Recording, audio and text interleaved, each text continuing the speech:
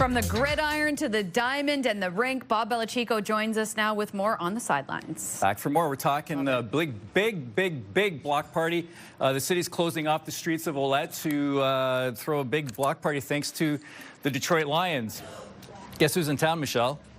Your Green Bay Packers coming to the Motor City for Thanksgiving. I'll call it Redemption Day. Why don't we do that? The city's shutting down Olette Avenue between University and Park Street November 27th for a Lions watch party. Now, the festivities start at 10 a.m. Fans can catch the game on a large screen. Jody Rafool, our guy, will be performing after the game. The event will be Windsor's first ever open carry event, which means fans can walk around with their chosen pops. We do have records of the number of season ticket members we refer to as our Lions loyal members that are here in Windsor and how many attend our games. We don't typically share that data, but we know that it's huge and we know that it's growing, and that's part of the reason that we're coming here and want to be sure to say thanks and continue to foster that love of the Lions in Windsor. Nice to see they're here. Now, you know, winning Coach of the Year once is kind of a big feather in anyone's cap. Winning twice, very humbling. But what about 3 times? Well, Kevin Corvo has been named the OCAA Coach of the Year, Golf Coach of the Year for a 3rd straight year. He guided St. Clair College men's and women's golf teams to a silver medal at the provincial championships a week ago.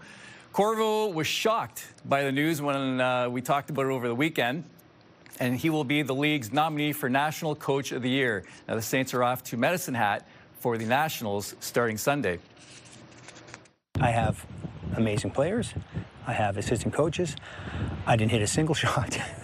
And I'm just happy for everybody that it happened. You don't expect it. You don't think about it. But it happened, and I'm happy for the college. I'm happy for our team. I'm just blessed, honestly.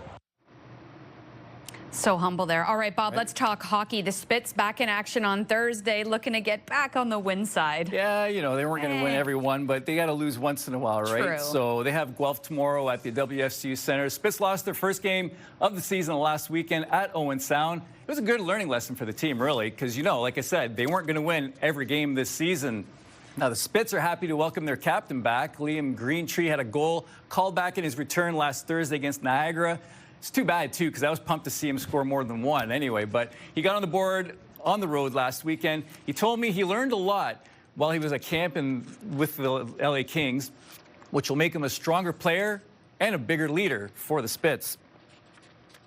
So it's super cool to be a part of, you know, an organization like LA, and I think, you know, they treat me so well, and, you know, just being out there and just kind of learning from the guys who have been there for years now is something pretty cool. So I think for me it's just bringing that experience back to Windsor and, you know, obviously trying to win a championship.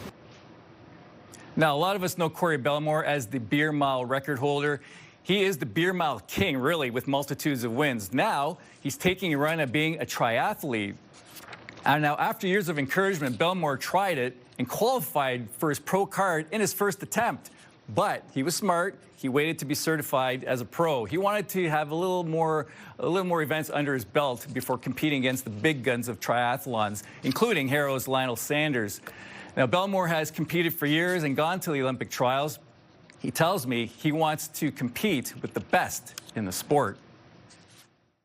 I just have to be, it's a 4-hour race at the end of the day, so you can't really rush the process. I can't go tomorrow and train like 30 hours a week. You kind of got to, every year or every couple months, increase the workload, and then you don't want to get injured. So it's just, you can stay healthy, keep increasing the workload, turn the dials little by little. That's how you get better, and I'm willing to work.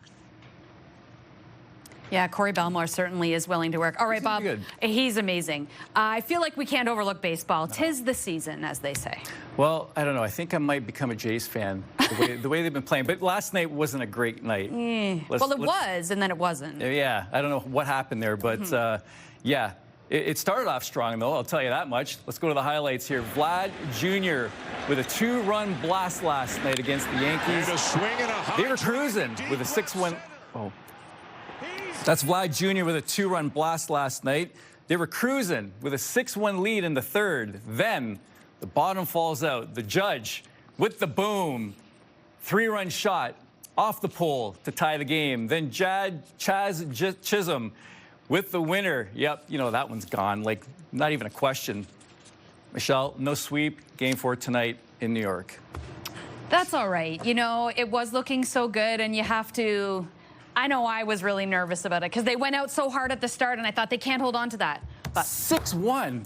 Yeah. Yeah, that's tough to come back from, okay. but I believe they can do it. I think so, too. I got to ask before we run out of time here, we're not talking about Saints. Are the Saints football team, are they playing this week? They're hosting a playoff game Saturday Okay. at Acumen Stadium, 1 o'clock, I've been told. So Amazing. Good after luck. the start. Go Saints. Go Saints. Thanks, Bob. You got it.